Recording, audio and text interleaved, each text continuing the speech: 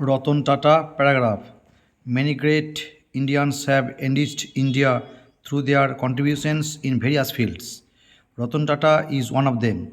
He was an industrialist and philanthropist. This great man was born on 28th December in 1937 in Mumbai when India was under British rule. His father was Naval Tata and his mother was Suni Tata.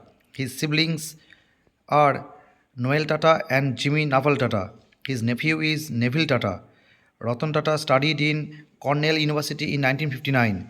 He studied in Harvard Business School in 1975. He got many awards like Padma Bhushan in 2000, Padma Vibhushan in 2008, Assam Vaibhav in 2021, CNN IBN Indian of the Year in Business, Order of Australia in 2023.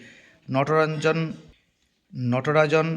Chandrasekaran is his successor.